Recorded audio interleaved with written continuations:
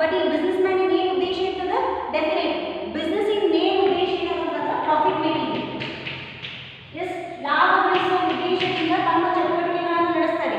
ಚಟುವಟಿಕೆಗಳನ್ನ ವ್ಯವಹಾರದ ಚಟುವಟಿಕೆಗಳು. ಎಸ್, ಆ ವ್ಯವಹಾರದ ಚಟುವಟಿಕೆಗಳು ಹೆಂಗಿರ್ಬೇಕ, ಆ ಒಂದು ಜನರಿಗೆ, ಎಸ್, ಆ ಒಂದು ಹ್ಯೂಮನ್ ಬೀಯಿಂಗ್ ಆ ಒಂದು ಪ್ರಾಡಕ್ಟ್ ಬೇಕಾಗಿತ್ತು. Yes, maybe end number starting ನಾವು ಬೆಳಗ್ಗೆ ಹೇಳ್ತೀವಲ್ಲ ಅಲ್ಲಿ ನಮ್ಮ ಪ್ರಾಡಕ್ಟ್ಸ್ನ ಚಾಲು ಆಗ್ತವೆ. Yes, maybe toothpaste ಇರ್ಬೋದು, ಬ್ರಷ್ ಇರ್ಬೋದು, ಸೋಪ್ ಇರ್ಬೋದು, right, even tea powder, sugar, almost everything. These products ಈ ಥಿಂಗ್ಸ್ ಏನು ಇರ್ತದಲ್ಲ ಇವನ್ನೆಲ್ಲನೂ ಏನಿರ್ತದ ಆ ಒಂದು ಜನರ ಅಥವಾ ಆ ಒಂದು ಹ್ಯೂಮನ್ ಬೀಯಿಂಗ್ ಆ ಒಂದು ವ್ಯಕ್ತಿಗಳ ಕಸ್ಟಮರ್ಸ್ ಇಂದ ಬಯಕೆಗಳಿರ್ತಾವ ಅಥವಾ ಅಗತ್ಯಗಳಿರ್ತಾವೆ. ಆ ಅಗತ್ಯಗಳನ್ನು ತೃಪ್ತಿಪಡಿಸಬೇಕು, ಪೂರ್ಣಗೊಳಿಸಬೇಕು.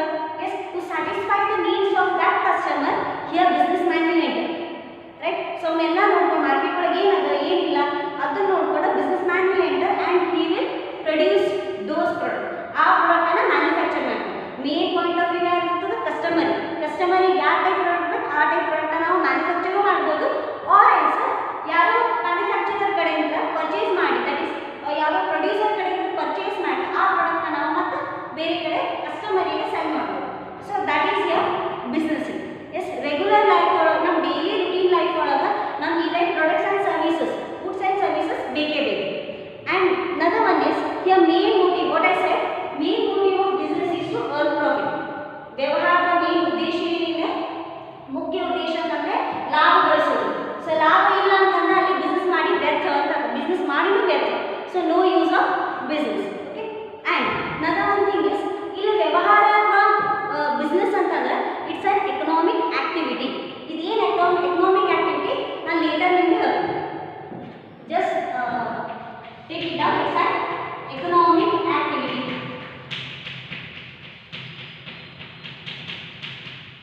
ಕನ್ನಡ ಒಳಗೆ ಆರ್ಥಿಕ ಚಟುವಟಿಕೆ ಆಗಿದೆ. ವ್ಯವಹಾರಕ್ಕೆ ಒಂದು ಆರ್ಥಿಕ ಚಟುವಟಿಕೆ. ಆರ್ಥಿಕ ಚಟುವಟಿಕೆ ಅಂತಂದ್ರೆ ಏನಂತಂದ್ರೆ ಇಲ್ಲಿ ವ್ಯವಹಾರದ ಮೇನ್ ಉದ್ದೇಶ ಲಾಭ ಗಳಿಸುವುದು ಇರ್ತದೆ, ಮೇಕಿಂಗ್ ಮನಿ. ಎಸ್, ಪ್ರೀತಿ ಮಮಕಾರ ಇದರಿಂದ ಏನು ಆಗೋದಿಲ್ಲ. ರೈಟ್, ಇಲ್ಲಿ ಬಿಸ್ನೆಸ್ ಇಂದ no family, no nothing, no relatives, only he thinks about the business. Okay, because business's main motive is to earn profit. Okay, next we'll go for the concept of business.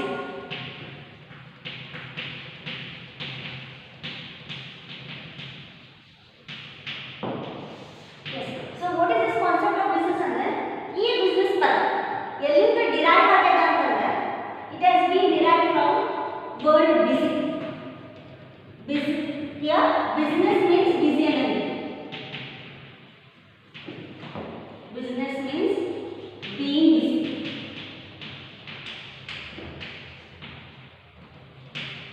Business ಎಂದ derive ಆದ word that is busy ಎಂದ derive ಆಗಿದೆ. ಏನು ಹೇಳ್ತದೆ ಅಂತಂದ್ರೆ ಇದೆ business ಯಾವತ್ತೂ busy ಆಗಿನೇ ಇರ್ತದೆ. ಅದೇ ಬಿಸ್ನೆಸ್ ಬೈ ಒನ್ ರೀಸನ್ ನಾನು in the last video I told you people only doing a business for particular day it's not a business. So business ಹೆಂಗಿರ್ತದೆ ಬೀಯಿಂಗ್ ಬ್ಯುಸಿ ಆಗಿರ್ಬೇಕು, ಏನೋ ಒಂದು ಚಟುವಟಿಕೆ ಒಳಗೆ ಬ್ಯುಸಿ ಆಗಿರ್ಬೇಕು. ಸೊ ದಟ್ ಈಸ್ ಬಿಸ್ನೆಸ್ ಅಂತ ಏನೋ ಕರೀತೀವಿ. Okay, so actual specific meaning ಒಳಗೆ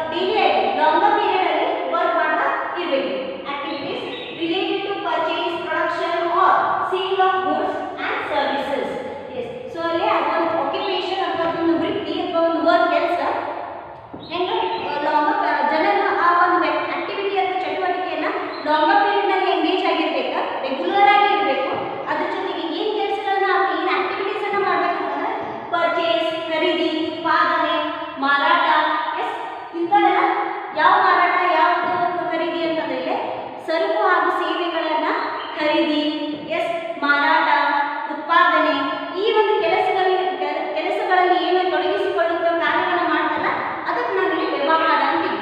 and again I am telling you, ಲಾಭದ ಉದ್ದೇಶದಿಂದ ಮಾಡುವಂಥ ಕೆಲಸ ಇದೆ. ಎಸ್ ಕಂಟಿನ್ಯೂಸ್ ಇರಬೇಕಾ, should be for longer period. Yes with a view to a profit. This is the main thing for every business.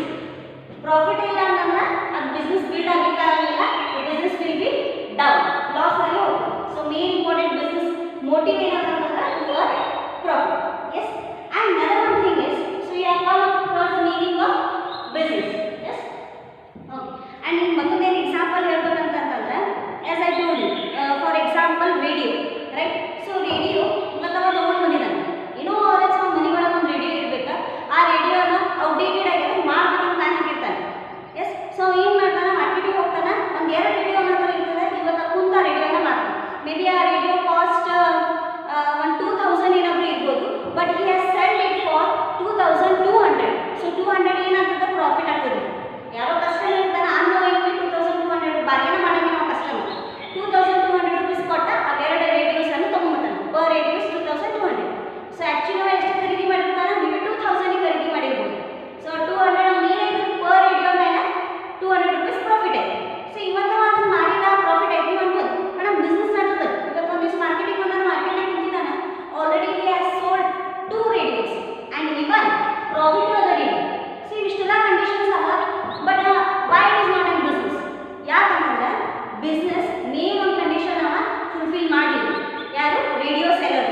ಯಾವುದದು ಅಂತಂದ್ರೆ regular engage ಆಗಿರಬೇಕು ಆ ಆಕ್ಟಿವಿಟಿನಲ್ಲಿ. ಈಗ for example I am coming back to the radio. ಇವತ್ತು radio ಮಾಡಿದ ನಾಳೆ ಕೆಲಸ ಮಾಡಂಗಿಲ್ಲ, but then you goes for another, then ಅದು ಬಿಸ್ನೆಸ್ ಆಗಂಗಿಲ್ಲ. The business should be continuous process. ಇವತ್ತು ರೇಡಿಯೋ ಮಾಡಿದ ಅಂದ್ರೆ ನಾಳೆ ರೇಡಿಯೋನ ಮಾಡಬೇಕು ಕಂಟಿನ್ಯೂಸ್, ಒಂದು ದಿವಸ 2 ದಿವಸ ಅಲ್ಲ, for longer period, years together ಇರಬೇಕು, ಅಂದಾಗ ಅದು ಬಿಸ್ನೆಸ್ ಆಗ್ತದೆ. Yes okay. ಸೊ ಈಗ ಮಟ್ಟ ನಾವು ಬಿಸ್ನೆಸ್ ಅನ್ನೋದು ಏನಂತಂದ್ರೆ ಕಲ್ತ್ವಿ.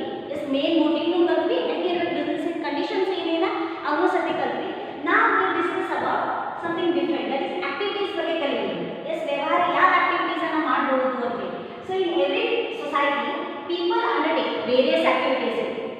ಬಿಸ್ನೆಸ್ ಮಾಡಲಿಕ್ಕೆ ಒಂದು ಚಟುವಟಿಕೆ ಅಂತ ಏನಿರೋದಿಲ್ಲ, they are various activities to satisfy their needs. ಹೌದಾ? ಇಲ್ಲಿ ಏನಂತಂದ್ರೆ ಪ್ರತಿಯೊಂದು ಸಮಾಜದಲ್ಲಿ ಜನರು ತಮ್ಮ ಅಗತ್ಯಗಳನ್ನು ಪೂರ್ಣಗೊಳಿಸಲು, ಅವಶ್ಯಕತೆಗಳನ್ನು ತೃಪ್ತಿಗೊಳಿಸಲು ಒಂದಿಷ್ಟು ಚಟುವಟಿಕೆಗಳಲ್ಲಿ ತೊಡಗಿಕೊಳ್ಳುತ್ತಿರ್ತಾರೆ. ಹೌದಾ? ಸೊ ಆ ಚಟುವಟಿಕೆ activities. So there are 2 types of activities. ಹೌದಾ? ಅಲ್ಲಿ 2 ಚಟುವಟಿಕೆಗಳವ. ಯಾವ್ಯಾವ ಅಂತಂದ್ರೆ economic activity, another is non economic activity. ಆರ್ಥಿಕ ಚಟುವಟಿಕೆ, ಆರ್ಥಿಕೇತರ ಚಟುವಟಿಕೆ ಅಂತ ಹೇಳ್ತಾರೆ. ಸೊ ವಾಟ್ ಇಸ್ ದಿಸ್ ಆರ್ಥಿಕ ಚಟುವಟಿಕೆ ಅಂತಂದ್ರೆ, ಆರ್ಥಿಕ ಚಟುವಟಿಕೆ ಅಂದ್ರೆ ಬಿಸ್ನೆಸ್ ರಿಲೇಟೆಡ್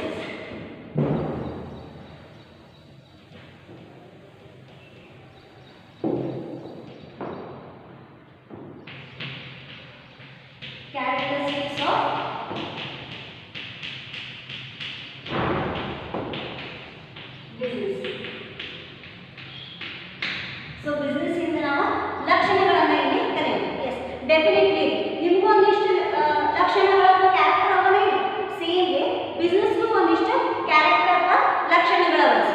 ಇಲ್ಲ ಏನಾವಾಗ ಮೀನಿಂಗ್ ಒಳಗೆ ಹೇಳಿದೆಯಲ್ಲ ಸೇಮ್ ಈ ಕ್ಯಾರೆಕ್ಟರ್ಸ್ ಒಳಗೆ ಸ್ಪೆಸಿಫಿಕ್ ಆಗ್ತದೆ, but it will be on point wise. So your first character of business is an economic activity.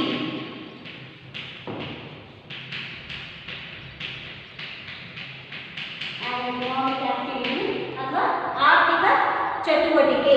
Again repeating the same. ನೀವು ಒಂದ್ಸಲ ಈ ಒಂದು ವರ್ಡ್ ಅನ್ನು ಗೊತ್ತಾಗ್ತದೆ, you can write it by your own, but here whatever we write point wise ಬರೆಯಬೇಕು. ಈಗ ನಾನು ಹೆಂಗೆ ಎಕ್ಸ್ಪ್ಲೇನ್ ಮಾಡ್ತೀನಲ್ಲ ಅದನ್ನ ಹೆಡಿಂಗ್ ಗೆ ಬರೆದ್ರೆ you will get full marks. Okay, again repeating the same thing. Economic activity ಅಂದ್ರೆ ಏನು? ಇಲ್ಲೇ ಒಂದಿಷ್ಟು ಜನರು ಒಂದಿಷ್ಟು ಆಕ್ಟಿವಿಟೀಸ್ ಒಳಗೆ ಇನ್ವಾಲ್ವ್ ಆಗಿರ್ತಾರೆ ಟು ಅರ್ನ್ ದೇರ್ ಲೈವ್ಲಿಹುಡ್. ನಮ್ಮ ಜೀವನೋಪಾಯವನ್ನು ಬೆಳೆಸಲಿಕ್ಕೆ ಒಂದಿಷ್ಟು ಚಟುವಟಿಕೆಗಳಲ್ಲಿ ಅವರ ಇನ್ವಾಲ್ವ್ ಆಗಿರ್ತಾರೆ. Yes, so that is called as economic activity. ಇಲ್ಲೇ ಯಾವುದೋ ಆಕ್ಟಿವಿಟೀಸ್ ಮಾಡಿದ್ರೆ ಪ್ರೀತಿ, ಮಮಕಾರ, ದೇಶ ಪ್ರೇಮ ಇಂಥವೇನಿದ್ರು ಅದು ಏನಾಗ್ತದೆ? ಆರ್ಥಿಕೇತರ ಚಟುವಟಿಕೆ ಆಗ್ತದೆ.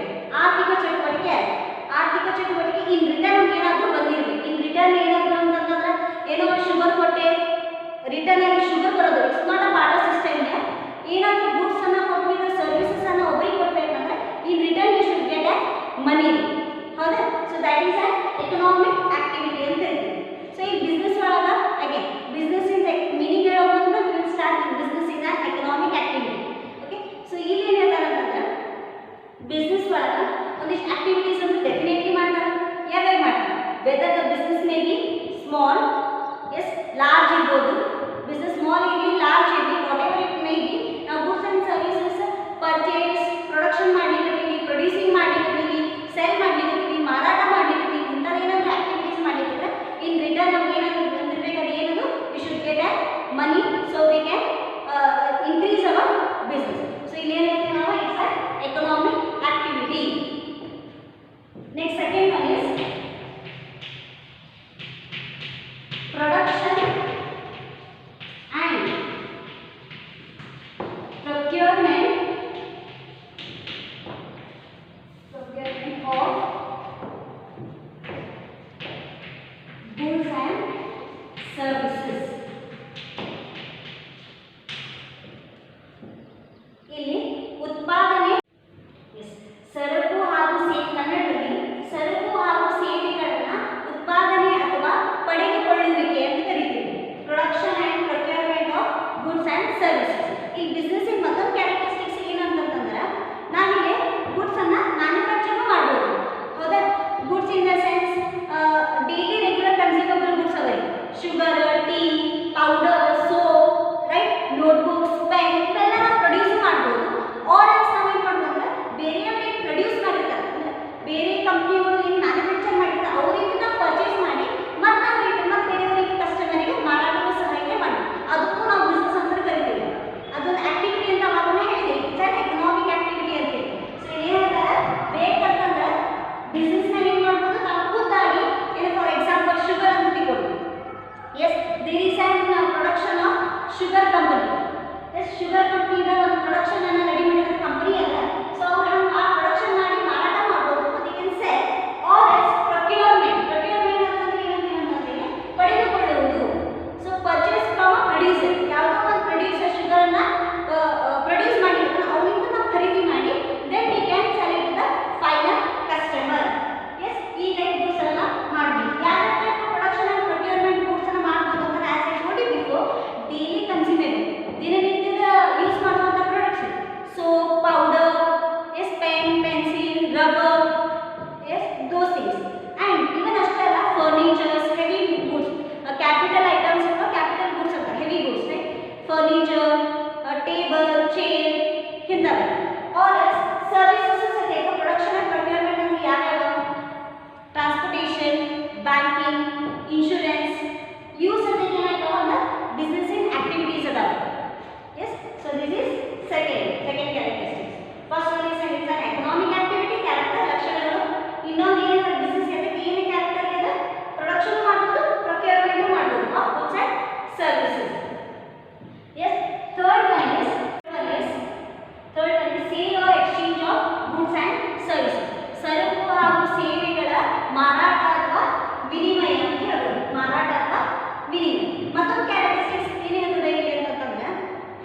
ಬಿಸ್ನೆಸ್ ಆಕ್ಟಿವಿಟಿ ಹೆಂಗಿರ್ಬೇಕು ಗೊತ್ತ್ರಿ? ಇಟ್ ಶುಡ್ ಬಿ ಅಗೇನ್ ಏನಾದರೂ ಮಾರಾಟ ಇರಬೇಕು ಅಥವಾ ಏನಾದರೂ ಎಕ್ಸ್ಚೇಂಜ್ ವಿನಿಮಯ ಇರಬೇಕು.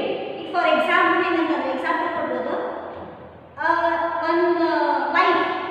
one wife or his mother cooking food for a family. ಅದು ಪರ್ಸನಲ್ ಅಲ್ಲ, ಅದು ಒಂದು ಆಕ್ಟಿವಿಟಿ ನೋಡೋ, but if it's a personal it's not an business. Suppose ಅವ್ರು ಏನಾದರೂ ಪ್ರೊಡಕ್ಷನ್ ಮಾಡ್ಲಿಕ್ಕತ್ತಾರ, or else we can take an example of as I told you, wife ತಮ್ಮ family ಸಂಬಂಧ ಒಂದು ಫುಡ್ ಅನ್ನು ಕುಕ್ ಮಾಡಿರ್ತಾರೆ. ಸೊ ಆ ಒಂದು ಆಕ್ಟಿವಿಟಿ ಹೌದು, ಆ ಆಕ್ಟಿವಿಟಿ ಏನಾಗ್ತದೆ ಪರ್ಸನಲ್ ಪರ್ಪಸ್ಸಿಗೆ ಆಗ್ತದೆ. ಪರ್ಸನಲ್ ಪರ್ಪಸ್ಸಿಗೆ ಏನಾದರೂ ನಾವು ಚಟುವಟಿಕೆಗಳನ್ನು ಮಾಡಿದ್ರೆ it's not an business. That in restaurant ಆ ಉಪಹಾರ ಗೃಹಗಳಲ್ಲಿ ಏನೋ ಒಂದು ಆಹಾರವನ್ನು ಸಿದ್ಧಪಡಿಸಿದ್ರೆ ಅದನ್ನ ಅವ್ರು ಏನು ಮಾಡ್ತಾರೆ, ಕಸ್ಟಮರ್ಸಿಗೆ ಮಾರಾಟ ಮಾಡ್ತಾರೆ. ಅದು ಒಂದು ಚಟುವಟಿಕೆ. ಬಟ್ ಕಸ್ಟಮರ್ಸಿಗೆ ಅದನ್ನು ಕೊಟ್ಟಾದ್ಮೇಲೆ ಅದು ರಿಟರ್ನ್ ಅವ್ರಿಗೆ ಏನು ಸಿಗ್ತದೆ, they will get money. So ಅಲ್ಲಿ ಅವ್ರಿಗೆ ಲಾಭ ಗಳಿಸೋದಾಗ್ತದೆ ಇಲ್ಲ. ಸೊ ಸೇಮ್ ಏನು ಹೇಳ್ಬೇಕಂತಂದ್ರೆ ಬಿಸ್ನೆಸ್ ಹೆಂಗಿರ್ಬೇಕು, ಏನೋ ಒಂದು ಸೇಲ್ ಇರಬೇಕು ಅಥವಾ ಒಂದು ಏನೋ ಒಂದು exchange, that is goods and services sale ಮತ್ತು ಎಕ್ಸ್ಚೇಂಜ್ ಇರಬೇಕು. ಮಾರಾಟ ವಿನಿಮಯ ಇರಬೇಕು, ಬಿಸ್ನೆಸ್ ಪರ್ಪಸ್ ಇರಬೇಕು, ವ್ಯವಹಾರಿಕ ಸಂಬಂಧ ಇರಬೇಕು. ಸಪೋಸ್ ಅದೇನಾದರೂ ಪರ್ಸನಲ್ ಸಂಬಂಧ ಇತ್ತಂದ್ರೆ ನಾವು ಅದಕ್ಕೆ ಬಿಸ್ನೆಸ್ ಅನ್ನೋದಿಲ್ಲ. Personal in the sense again and telling ಅಂತ ಅದೇ ಇದೆ, ನಿಮ್ಮ ಮಮ್ಮಿ ಅವರ ನಿಮ್ಮ ಮದರ್ ಏನಾದರೂ ಫ್ಯಾಮಿಲಿ ಸಂಬಂಧ ಅಥವಾ ಡೈಲಿ ಡೆಫಿನೆಟ್ಲಿ ಡೈಲಿ ಅವರು ಲಂಚ್ ಡಿನ್ನರ್ ಅಂತ ಪ್ರಿಪೇರ್ ಮಾಡ್ತಿರ್ತಾರೆ. ಸೊ ಅದೇನಾಗ್ತದೆ ನಾನ್ ಎಕನಾಮಿಕ್ ಆಕ್ಟಿವಿಟಿ ಅಂತ ಹೇಳಿದ್ದೀನಿ ಅವಾಗ, ಆರ್ಥಿಕೇತರ ಚಟುವಟಿಕೆ ಅಂತ ಹೇಳಿ. ಸಪೋಸ್ ಇಂಥದ್ದೇನೋ ಪರ್ಸನಲ್ ಸಂಬಂಧ ಆಕ್ಟಿವಿಟೀಸ್ ಮಾಡಿದರೆ ಅದು ನಾವು ಬಿಸ್ನೆಸ್ ಅನ್ನೋಂಗಿಲ್ಲ. ನಾವು ಬಿಸ್ನೆಸ್ ಎದಕ್ಕಂತೀವಿ, ಏನೋ ಒಂದು ವರ್ಕ್ ಏನೋ ಒಂದು ಪ್ರೊಡಕ್ಷನ್ ಅಥವಾ ಸೇಲ್ ಮಾಡಿದ್ವಿ ಅಂದರೆ ಅದು ಔಟ್ಸೈಡ್ ನಾವು ಮಾರಿದ್ವಿ, ಅದರಿಂದ we should get a money. So that is a third. Yes, ನಾಲ್ಕನೇದಿದೆ ಸರಕು ಹಾಗೂ ಸೇವೆಗಳಲ್ಲಿ ನಿರಂತರ ವಹಿವಾಟು, that is dealing in goods and services for regular basis. ಅವಾಗ ನಾನು ಮೀನಿಂಗ್ ಎಕ್ಸ್ಪ್ಲೇನ್ ಮಾಡಿದ್ದೆ ಬಿಸ್ನೆಸ್ ಹೆಂಗಿರ್ಬೇಕಂತಂದ್ರೆ ದೀರ್ಘಾವಧಿ ಕಾಲದಲ್ಲಿ ಇರಬೇಕು, ಆರ್ ಎಲ್ಸ್ ಲಾಂಗ್ ಟರ್ಮ್ ಒಳಗೆ ಇರಬೇಕು. ಅಲ್ಪಾವಧಿ ಅಥವಾ ಶಾರ್ಟ್ ಪೀರಿಯಡ್ ಒಳಗೆ ಇದ್ದರೆ ಅದು ಬಿಸ್ನೆಸ್ ಅಂತ ಅನ್ಕೊಳ್ಳೋದಿಲ್ಲ ಅಂತ ಹೇಳಿದ್ದೇನೆ. ಅಗೇನ್ ಅದರ್ ಕ್ಯಾಟಗರಿ ರಿಪೀಟ್ ಆಗಿರ್ತದೆ. ಗೂಡ್ಸ್ ಆ್ಯಂಡ್ ಸರ್ವಿಸಸ್ ಏನಿರಬೇಕು, ಸರಕು ಹಾಗೂ ಸೇವೆಗಳು ನಿರಂತರವಾಗಿ ಇರಬೇಕು. ಎಕ್ಸಾಂಪಲ್ ನಾನು ರೇಡಿಯೋ ಕೊಟ್ಟೆ, ರೇಡಿಯೋ 2 ರೇಡಿಯೋಸ್ಗಳು ನಾವೇನೋ ಔಟ್ಡೇಟೆಡ್ ರೇಡಿಯೋಸ್ ಇದ್ದಾವೆ ಮಾರ್ಕೆಟ್ ಒಳಗೆ ಮಾರಾಟ ಮಾಡಿದ್ರೆ, ಅದು ಒಂದಡಿ ಮಾರಾಟ ಮಾಡಿ ನೆಕ್ಸ್ಟ್ ಡೇ ರೇಡಿಯೋನ ಮಾರಾಟ ಮಾಡೋದನ್ನು ನಿಲ್ಲಿಸ್ಬಿಟ್ರೆ ಅದು ಬಿಸ್ನೆಸ್ ಅನ್ನೋದಿಲ್ಲ. ಫಾರ್ ಎಕ್ಸಾಂಪಲ್ ಪಾರ್ಲೇಜಿ ನೋಡಿ, ಯಾವಾಗಿತ್ತು Parle G till now it's being on a top. ಹೌದಾ, ಅಷ್ಟು ಪಾಪ್ಯುಲರ್ ಅದು. ಏನೋ ಒಂದು ಫ್ಲೇವರ್ನ ಆ್ಯಡ್ ಮಾಡ್ತಿರ್ತಾರೆ, ಏನೋ ಒಂದು ಇನ್ನೋವೇಷನ್ ಮಾಡ್ತಿರ್ತಾರೆ, ಸೊ ದಟ್ ಕಸ್ಟಮರ್ಸ್ ಅವ್ರಿಗೆ ಅಟ್ರಾಕ್ಟ್ ಆಗಲಿ ಅಂತ ಹೇಳಿ. ಆ ಬಿಸ್ನೆಸ್ ಹೆಂಗೆ ಕಂಟಿನ್ಯೂಸ್ ಅಂತ ನೋಡಿ. Even not only Parle-G, other biscuits ಅದ 2020 ಎಸ್ 2020 ಅದ ಕ್ರ್ಯಾಕ್ಜಾಕ್ ಅದ, ಇಂಥವೆಲ್ಲ ನೋಡ್ರಿ, ಇವೆಲ್ಲ ಒಂದು ದಿವಸಕ್ಕೆ ಸ್ಟಾಪ್ ಆಗಿದ್ದಾವೆ, ಒಂದು ಕಂಟಿನ್ಯೂಸ್ ಆಗಿ ಇರ್ತದೆ. ಸಪೋಸ್ ಅವ್ರು ಡೌನ್ ಆದರೂ ಅದಕ್ಕೆ ಏನೋ ಒಂದು ಐಡಿಯಾಸ್ ತೊಗೊಂಡು ಬಂದು ಅಗೇನ್ ದಿ ಮೇಕ್ ಎನ್